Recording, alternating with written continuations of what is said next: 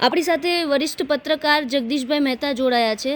Sir, મહેસાણામાં આંતરિક વિખવાદ ભારતીય જનતા પાર્ટીમાં જોવા મળી રહ્યો છે. 2-3 ઓડિયો ક્લિપ છેલ્લા 2 દિવસથી વાયરલ થઈ રહી છે. પહેલાં તો નીતિન પટેલને લઈને એક ઓડિયો ક્લિપ વાયરલ થાય છે, ત્યારબાદ મયંક નાયક રાજ્યસભાના સાંસદ છે તેને લઈને પણ વાતચીતનો એક ઓડિયો ક્લિપ છે તે વાયરલ થઈ રહી છે.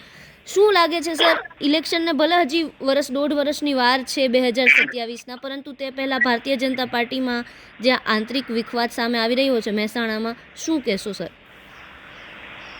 બેન, એવું છે કે ભારતીય જનતા પાર્ટીએ નો રિપીટ થિયરી ઈ જે અપનાવી, એક તો 60 વર્ષથી પ્લસ ના હોય એને ટિકિટ ન આપી, 2-3 વખતથી ચૂંટાતા આવતા હોય અથવા તો પોલિટિક્સમાં હોય એને ના આપી, ટૂંકમાં ચૂંટણી લડેલા હોય એને ના આપી, અને એકને એક ઉમેદવારને ફરીથી ના આપી, નો રિપીટ એમ. ત્યારથી હવે એક અને બીજું, ભારતીય જનતા પાર્ટીમાં કોંગ્રેસ અને આમ આદમી સહિતના એટલા બધા નેતાઓ ઉમેરાણા છે કે એ બધાને થાળે પાડવા હોય તો મૂળ ભારતીય જનતા પાર્ટીના જે લોકો છે એને તો બિલકુલ કિનારે કરવા જ પડે. કારણ કે પેલા લોકો જે આવે છે એ આવે છે શરતી સમાધાને આવે છે, શરતી. કા મને પદ આપો, કા પ્રતિષ્ઠા આપો, કા ગમે તે આપો. મોટા ભાગની ટિકિટની અપેક્ષા હોય છે. જેમ કે રાજુ કરપડા ગયા તો એને સ્વાભાવિક ટિકિટની અપેક્ષાથી પછી એને મૂળી જિલ્લા પંચાયતની ટિકિટ મળી, જે એના કદ પ્રમાણે નાનું કહેવાય પણ મળી ખરી, જીતાય જેમ તેમ ખરી. તો મોટા મોટા નેતાઓ, હવે તમે કહો ભાઈ, જે હમણાં જે રાઘવ ચઢ્ઢા આવ્યો આમ આદમી પાર્ટીમાંથી, રાજ્યસભાના સદસ્ય હતા રાઘવ ચઢ્ઢા, એ સહિતના 7 લોકો, હરભજનસિંહ ક્રિકેટર સહિતના 7 લોકો જે ભારતીય જનતા પાર્ટીમાં જોડાણા, તમે શું માનો છો? ઈ કઈ એમને આવે કે તમે મને કહો તો હું કાલથી આસન યા પાથરીશ ને શેરી વળાવી સજ્જ કરું, ઘરે આવો ને, એમ થોડું હોય. એને એના લેવલ પ્રમાણે થાળે પાડવા પડે. ઈ ડખો જે છે ઈ મહેસાણા કયો કે મુંબઈ કયો કે મહારાષ્ટ્ર કયો કે બધે ચારેક ઓર ભારતીય જનતા પાર્ટીમાં આજે આંતરિક અસંતોષ છે ઈ પરાકાષ્ઠાએ પહોંચ્યો છે. મહેસાણામાં નીતિન પટેલની સામેનો જે 7 મિનિટનો ઓડિયો ક્લિપ વાયરલ થઈ, એમાં પણ આ છે ચંદ્રકાંત પટેલ કરીને એ મહેસાણા નગરપાલિકાના વોર્ડ નંબર 8ના ભાજપના કોર્પોરેટર છે. એને નીતિન પટેલની વિરુદ્ધમાં આમ તો અપશબ્દ કહેવાય એવાય ઘણા બોલ્યા છે અને કીધું છે કે ભાઈ અમે આ ભાઈને આની બધું રાજકારણ મેં જ પૂરું કરી નાખ્યું નીતિન પટેલનું, એમ એવું એ બોલ્યા. નીતિન પટેલને કોકે એ ઓડિયો મોકલાવ્યો એટલે નીતિનભાઈ પટેલે પણ એ મોવડી મંડળને એ મોકલ્યો પુરાવા સાથે, અને વળી પાછો એમાં એને 5 વર્ષ જૂનો આજ ચંદ્રકાંત પટેલનો વધુ એક ઓડિયો છે એ પણ સામેલ કર્યો. જે ઓડિયોમાં ચંદ્રકાંતભાઈ પટેલ નગરપાલિકાની ચૂંટણી વખતે એમ બોલતા હતા કે આપણા એટલે કે ચૌધરી, આ ભાઈ જે છે ને ચંદ્રકાંતભાઈ પટેલ, એ ચૌધરી પટેલ એમ. એટલે એમાં એ ઓડિયોમાં એમ કહેતા સંભળાય છે કે આપણા સમાજ એટલે કે ચૌધરીના ઉમેદવારને મત આપવાના થાય છે, ભાજપે પટેલ ઉમેદવાર જે રાખ્યો છે આપણે એને હરાવવાનો થાય છે. આવો ઓડિયો નીતિન પટેલે ચંદ્રકાંત પટેલનો ઓડિયો ભારતીય જનતા પાર્ટીને મોકલાવ્યો.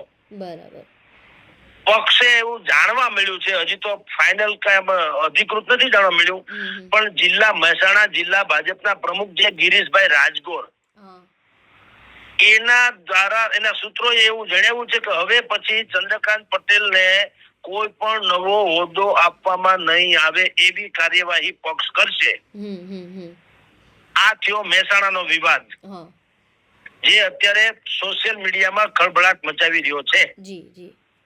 પણ ભારતીય જનતા પાર્ટીને ખાસ કરીને ગુજરાત સૌરાષ્ટ્ર લાગે વળગે ત્યાં સુધી આ ટાઈપના પત્ર વિસ્ફોટ અને ઓડિયો વિસ્ફોટ એવું ચારેકોરથી થઈ રહ્યું છે. અને એ આંતરિક વિવાદને ડામવા માટે તેને જગદીશ વિશ્વકર્માએ આકરા પગલા લેવા પડશે, નહીં તો ઘર ફૂટે ઘર જાય એવી સ્થિતિ સર્જાય તો નવાય નહીં. તમને ખબર હોય તો જુનાગઢના ધારાસભ્ય જે છે એની વિરુદ્ધમાં પણ એક ઓડિયો વાયરલ થયો હતો ધારાસભ્ય સંજય ભાઈ જે છે એની સામે જિલ્લા પંચાયતના પ્રમુખ છે હરેશ ઠુમ્મર. એ બેયનો ડખો ઘણા સમયથી ચાલે છે.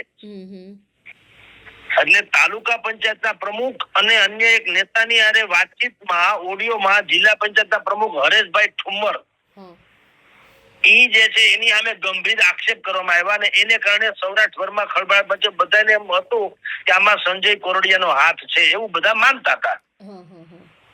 આ જુનાગઢનો પણ થયું છે. પછી વડોદરા ભાજપ તો તમારી જ્યાં પત્રિકા કાંડ માટે સૌથી બદનામ કે હોય તો એ ભાજપ વડોદરા ભાજપ છે. એમાં સિનિયર ને જુનિયર ના જે અત્તા પત્તા કપાણા ને અત્તા પત્તા નથી મળ્યા એમાં ડખા થયા છે મોટે ભાઈએ.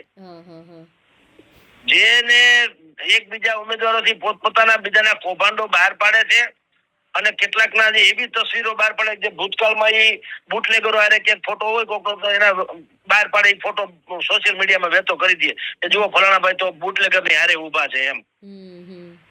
આવો જ એક ડખો પાલીતાણામાં પણ બહાર આવ્યો તો ઓડિયોનો.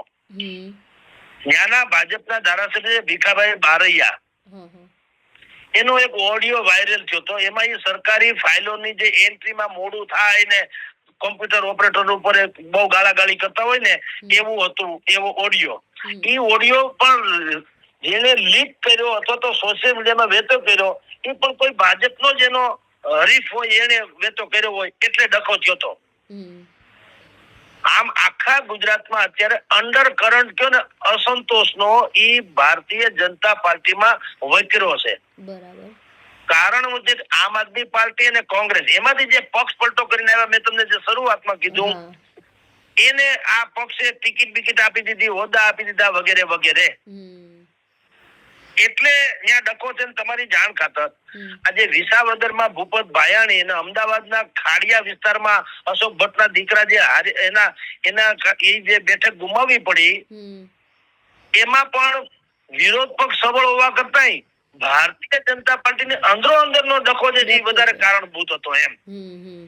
કારણ કે 60 વર્ષથી ઉપરના ને હવે ટિકિટ ન આપીને 3 ટર્મ પૂરી કરી હોય એને પણ ટિકિટ ન આપીને આવું જે ભારતીય જનતા પાર્ટીએ કેટલાક નોર્મ્સ ઘડ્યા ત્યારથી વર્ચસ્વની લડાઈ ચાલે છે અને આ ડખો વકરો છે. હવે એવું મહેસાણામાં પાછું એક બીજો નીતિન પટેલનો જે ઓડિયો છે મયંક નાયક અને મહેસાણા જિલ્લા પંચાયતના પૂર્વ પ્રમુખના પતિ પિન્ટુ પટેલ એટલે કે હર્ષદ પટેલ એનો ડખો પણ ઓડિયો ક્લિપે અત્યારે ધૂમ મચાવે છે. એમાં હર્ષદ પટેલ જે છે એના એક કાર્યકરોને એમ વાતચીત દરમિયાન એવું કહે છે કે મયંક નાયક વિશે બહુ જ ખરાબ વાતો કરે છે.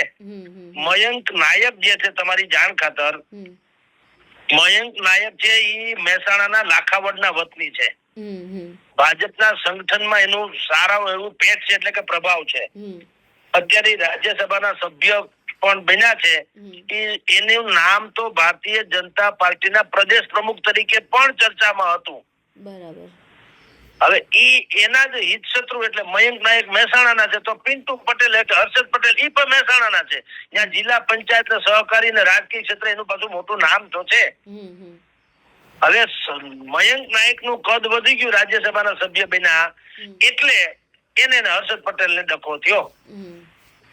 આમ તમારી જાણ ખાતર હમણાં જે સ્થાનિક સ્વરાજ્યની ચૂંટણી થઈ જિલ્લા તાલુકા પંચાયત નગરપાલિકા એમાં ચૂંટણીની ટિકિટની જે ફાળવણી થઈ હોદ્દાની વહેંચણી થઈ એમાં પિન્ટુ પટેલના જૂથને લગભગ કાપી નાખવામાં આવ્યું હોવાની છાપ બહાર આવી.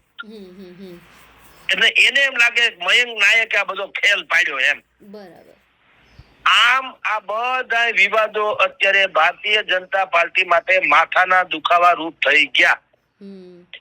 હવે જો ભારતીય જનતા પાર્ટી આ મોવડી મંડળની પાસે બધું પહોંચ્યું તો છે ઓળિયો ઘોળિયો પણ જગદીશ વિશ્વકર્મા ટૂંકા પડશે. CR પાટીલે થોડુંક ધ્યાન આપવું પડશે નહીતર ઉત્તર ગુજરાત મધ્ય ગુજરાતના આ ડખા જે છે એ વકરીને સૌરાષ્ટ્રમાં આવ્યા હવે લગભગ કઈ બાકી રહેતું નથી. તો વિરોધ પક્ષ તો કઈ નામ શેષ થઈ ગયા એટલે વિરોધ પક્ષ તો કઈ હોય કે ન હોય પણ ભાજપને ભાજપ જ ભારે પડે એમ છે. એટલે આ ડખો નિવારવા માટે થઈને એને બહુ કડકાઈથી અને બુદ્ધિપૂર્વક કામ લેવું જોઈએ અને ભવિષ્યમાં જે સંગઠનના વડાઓ છે જિલ્લા કક્ષાએ એ બધાને એક મેસેજ આપવો પડે ભારતીય જનતા પાર્ટીએ કે જાહેરમાં ગંદા લુગડા ધોવા નહીં. એટલે કે વિવાદ હોય તો હોય, એ કઈ રાજકીય પક્ષ ધર્મ સંસ્થા તો છે નહીં. તો ડખા પીંજણ હોય તો પક્ષના બેનર કે પ્લેટફોર્મ ઉપર જ વાત કરવી અને ઉપર ઘર મેળે પતાવી લેવું. પણ આ ઓડિયો અને વિડીયો અને છાપામાં આપવું ને નનામી પત્રિકા બહાર એવો ડખો જેમ થાય ને તો એટલી આબરૂ જશે કે વિરોધ પક્ષને લગભગ કઈ કરવું નહીં પડે. બરાબર. આ ટાઈપની સ્થિતિ છે બેન. એટલે અત્યારે ભારતીય જનતા પાર્ટીએ એ આફતને અવસરમાં પલટાવવા માટે પંકાયેલી ભારતીય જનતા પાર્ટી અત્યારે ચારેક ઓર એના દહે આંગળા ઘીમાં છે એવો અવસર છે, એને આ અસંતોષને કારણે આફતમાં પલટાવી રહ્યા છે. બરાબર. ઓકે બેન. બિલકુલ બિલકુલ સર, અમારી સાથે જોડાયા અને માહિતી આપી તે બદલ આભાર સર.